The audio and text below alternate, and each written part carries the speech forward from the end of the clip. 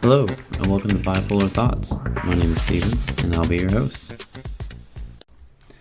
So today I wanted to talk a little bit about insecurities. I have them, you have them, everybody has them. If you say you don't, then you are definitely lying to yourself.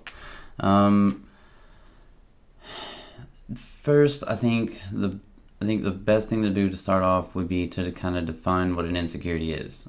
And according to Webster, which I just kind of Googled and looked up, an insecurity is the quality or state of being insecure, such as a state or feeling of anxiety, a fear, or self-doubt. I will say for me personally, the self-doubt is and anxiety. Well, I guess all three of them are fucking, like, realistically, I identify with hardcore. Specifically, the self-doubt and the anxiety. I'm sorry about the chair. I still haven't gotten a new one. So, it's just going to be part of the show for a little while, apparently. So, there's different kinds of insecurities. Physical, emotional, social, professional, and tons of other ones. Me, specifically, I tend to focus more on my physical and my social aspects of insecurities. I don't really notice the emotional part of my insecurities, mostly because I think it has to do with my ADHD. I've learned recently that can kind of, like, I don't know, fuck with the way that you think about emotions or realize emotions or process them, maybe. I'm not really entirely sure, but I know that, excuse me, that it's, I don't know, that it can mess with the way that you process things, especially specifically emotions. So emotions are very, very difficult for me to, like, regulate or understand. And that's why I think I have so much of a physical or a social insecurity, because I have, which stems from my physical insecurity. I don't think that I'm unattractive, and I've never really had a problem, finding somebody to be with or anything, but it wasn't, for me, I've always been kind of a smaller guy, ranging around like 150. I think the biggest I ever got was like 170, but I was constantly working out and constantly eating, and I think, which I'm trying to get back to now, it's just, I got kind of sick for a little while, and it kind of made things a little difficult for me to get to the gym, but, because I was so small and because I was so worried about, like, my physical aspects, there were certain parts of my life that I never really pursued because I felt like I wasn't physically fit enough. And I don't mean, like, in the way that, like I can run, I can lift, I'm pretty much good at almost any sport that I play. Just naturally athletic, I think. Look at me with a big fucking head. I'm thinking I'm like fucking Jerry Jones. Like, not Jerry Jones. Fucking Jerry Rice or something. Jerry Jones owns the Cowboys. He doesn't play football. He just owns it. Anyway, so I think that's where my social insecurity comes from, is mostly because I have this physical fear of what other people think of me. Like, I think growing up, my mom always told me, like, I was kind of a punk rock scene kid, and I mean, I say that I wasn't kind of one. I was one. Like, I kind of owned the scene. I kind of created it, or at least my friends and I did. Like, I was hardcore into the scene, scene. Anyway, and, like, when my mom and I would go shopping, she would tell me, things like, look at that lady. She's grabbing her purse because of the way you look. You know what I mean? And shit like that. And because of it, it kind of scarred me a little bit. And, like, now I am paranoid about the way that other people think of me. I recently heard on another podcast, which, shout out to this podcast. It's called The Bipolar Diaries with Anastasia. And it is an amazing podcast. It's actually what inspired me to start this podcast. And I'm sorry, I drank some of my Coke and it went down the wrong way a minute ago, and now I'm, like, dying and coughing and, like, trying to clear my throat. Sorry. Anyway, shout out to Anastasia and her podcast. It is amazing, and if anything, you should definitely go check her out, because again, she's the reason I started this. She's the first person that I really kind of identified with, and so I have to give her full credit for everything, like as far as getting this started and really kind of pushing me into something creative. I needed something creative. I needed an outlet, and so this, I think, works perfect. So thank you. Anyway, back to insecurities. So kind of, I wanted to talk a little bit also on like how they can manifest, and they can definitely pop up in different ways for different people. Like I said, for me, it's physical, and it's a social thing. Like, I have social anxiety so bad. Like, I've talked about this before, even trying to go to school. Like, that was a difficult thing for me. Like, going to the store is a challenge for me, especially if, like I can't go in the holidays. Like, do not ask me to go buy you anything for Thanksgiving, because I am not fucking going. It's not gonna happen. I don't do crowds of people. I think I've said this before too. Like, don't come in my fucking bubble. I have a bubble. Don't come in it, or you're gonna pay the price. Like, I'm sorry. I don't mean to be like, that doesn't. I'm sure that sounds like a dickhead, but I'm very protective of my space, and I don't like when people invade it. I'm sure there's people that can relate to that. And so that's another way that, like, insecurities can kind of pop up in fight or flight kind of thing. Like, it can cause a fight or flight kind of thing. Where like you become defensive. And because of that, it can push that insecurity even further. Like, because I've been cheated on so many times, I have I'm insecure about relationships, and I have a fear of having my partner make me look like a fool. I think that's a big part of it, is just I don't want to look stupid. And the person I'm with now, she is not that kind of person at all, and I know that. It's just I am an insecure person, and it's because of past relationships, and past hurts. And so yeah, they can kind of pop up in different kind of ways. And they can come from different experiences, like childhood, social pressures, social media. I think social media is the biggest, worst fucking thing on the planet. Like, I mean, don't get me wrong, I use it, and I keep up with certain things on social media. I hate Facebook. I don't really use it very much, because I feel like that's nothing but garbage. It's nothing but negativity spewed way too much all over the place. Instagram is a little bit better. It's a lot more positive, I guess, but it's also a lot of ads that just kind of, I don't know, that kind of turn me off. I just don't really again, I don't care what food you posted. I don't care what you had for fucking breakfast. I just don't give a shit. I don't care that you're sitting next to a fucking pool in LA somewhere. I don't give a shit. Like, post something of substance, and then I'll actually give a shit, and I'll actually follow you. But till then, I don't care. Which is probably another insecurity. Which I realized something the other day, that I think I have kind of a fear of commitment, and it's because I am insecure in my relationships. I mean, not because, like, that is 100% got to be true. Like, I haven't talked to my therapist about it yet, and when I see her next, I definitely will mention that. But I never thought about that before. That's insane. Sorry, I get sidetracked really easily. Again, ADD. And so if I ramble, I do apologize. I'm sorry. I'm trying to stay on track. I have my notes. I'm trying to stay focused, but it's not always easy.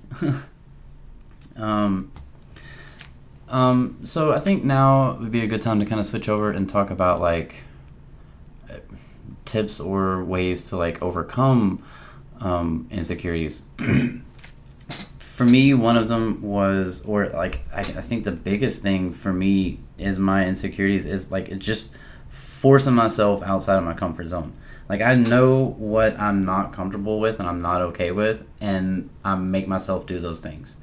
And I know, like, that sounds a lot harder than it really actually is. You just have to kind of bite the bullet and make yourself do it. Like, I know you're scared to, I know you don't want to, but you kind of just have to. You kind of just have to force yourself outside of that box. For me, particularly me specifically, I need creative outlets. I need to find ways to express myself and get my emotions out, because I don't know how to regulate them other than through expressive ways. Like, I used to write music, and like that was a really great way for me to express myself. But throughout the years, I've kind of fallen away from playing music and writing music, and it, like, now because I've been so far removed from it, that like now I feel like I've tried to sit down and write music before, like recently, or not recently, but like not long ago, not too long ago, and like I found it just to be impossible to even start, because like I used to be really good at it, or what I consider to be good at it, and like it just when I say good at it, I mean it just came naturally, it came easily, it came a lot, it just came, and now, like, even just trying to make like the first line of the song, I'm just like, oh, that sounds like shit. I don't even like, what am I even thinking? Like, nobody's gonna listen to that. It's fucking stupid. You know what I mean? And even if nobody ever did listen to it, it doesn't matter, because I just don't think it sounds good. So for me, it's creative outlets. Another thing is like I said, for like physical things, like for physical thing, like I had to make myself go to the gym, whether I felt stupid or felt like I said, for me, being a smaller person, it, like, going to the gym is a fucking nightmare, because you're surrounded like by all these giant people, and then you have the social aspect of it, because all I'm thinking about is like, are they thinking about me? Are they looking at me? And then you have the mirrors, and you're constantly like, you're like glancing at other people to see if they're looking at you, but then they catch you looking at them, so now you just feel fucking weird, and like it's just this perpetuating, never ending fucking circle of just anxiety and fear, physically and socially, and it's just so, like, physically, I had to make myself go into the gym. I had to make myself start eating and make myself go to the gym. When it came to social aspects, I'm still doing it. I'm making myself go into situations that are highly stressful for me when it comes to social anxiety. Because the more I do it, the more I'm realizing that it's not as bad as it seems. Like, it's taken me a long time to get to where I am now. Like, I'm in, what, 1, 2, 3, 4, like 4 or 5 different clubs at school. I'm, an injured apprentice with the Masons. I'm pledging for a fraternity in the fall, and I'm working with an internship. So, I mean, like, I'm staying busy. And I think that's another thing, too, is that, like, keeping yourself busy. Keeping your mind occupied, not necessarily with, like, even with real work. Like, you don't even necessarily have to, just busy work. Just anything that can keep your mind occupied and off of the fact that you're doing something that you're not comfortable doing. I think that'll help a lot. I think if you can find one thing to focus on, they say like a mantra or something, and I think that's true. I think that if you can find one thing that can help you get through whatever fear it is that that you're going through, I think that's one thing. Like, for me, I know this sounds really easy, but I tell myself it's not that bad. It's only gonna hurt for a minute. It's only gonna suck for a minute, and I don't know. Like, for some reason, that works for me. Like, it gets me through whatever the fuck it is that I'm not wanting to get through. Like, when I was in the military and I was going through basic training and I was getting screamed at and hit and all the other shit that was going on, I just told myself, like, it's temporary. It's only going to suck for this little bit of time, and then I'm going to be out, I'm going to move past it, and it's not going to be a fucking problem anymore.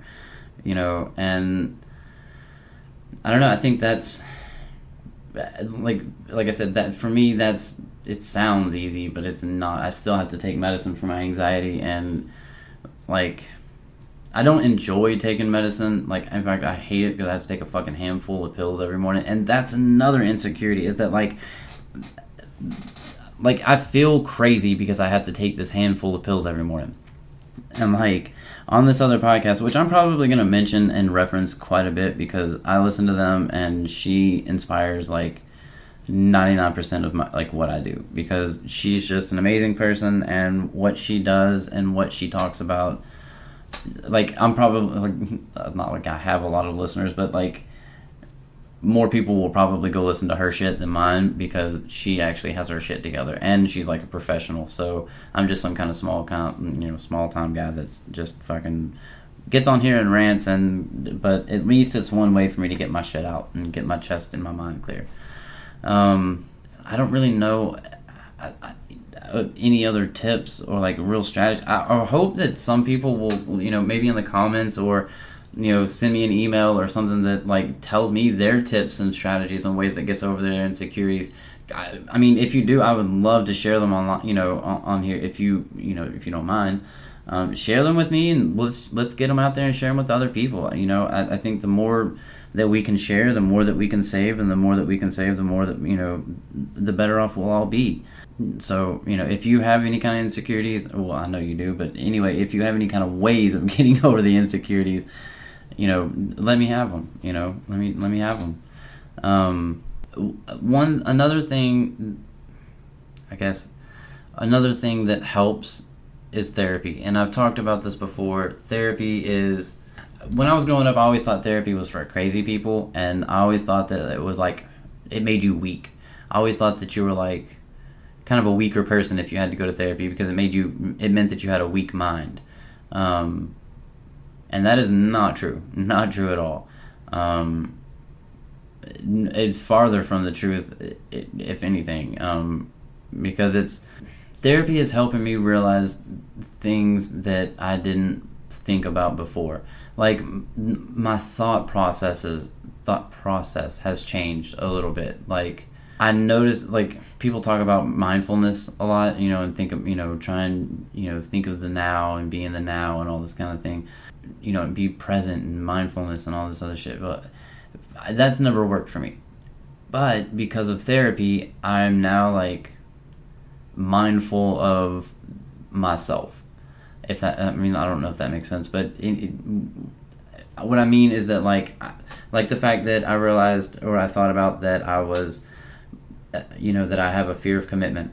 I was standing in the line at a pizza shop to get some pizza, and when that occurred to me, I wasn't even thinking about it. I don't know why, but it just all of a sudden popped in my head, and that was it. That's ADD for you, ADHD for you. And I have that shit bad, like way worse than I think I do sometimes. Like, I forget how bad it can actually be, because I don't, daily occurrence, you don't really pay attention to it. But like, sometimes now with this, I'm like, fuck me, I rant and ramble a lot. And I go off topic. I can't help it. I'm sorry. So back to therapy, I guess, a little bit.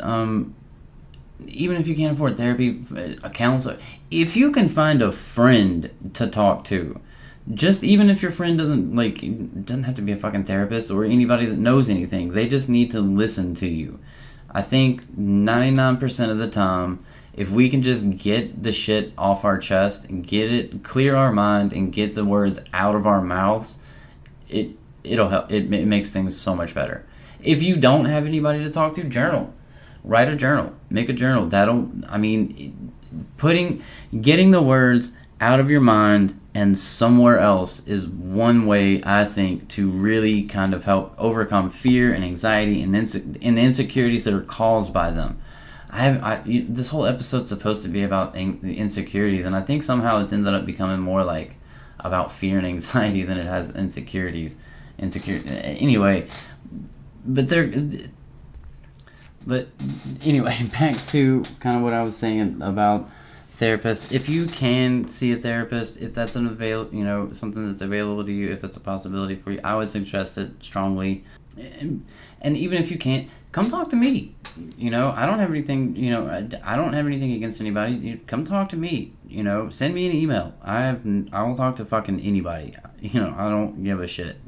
So send me an email. Leave me comments. Tell me how much I suck. Tell me how awesome I am. I don't really care. Just if you have anything to share it with me. I don't. Feedback is feedback, and damn, I just realized I'm probably a little insecure about that. Or maybe I'm not. I don't know. I guess we'll find out. Leave me some feedback and we'll find out. Jesus Christ, this chair is gonna fucking kill me. I'm so sorry. And if you have any of these things, I would, like I said, I would love to talk to you about them. I don't know. I kind of feel like I'm just rambling at this point, so I'm gonna end this episode right here and just kind of say that I have insecurities.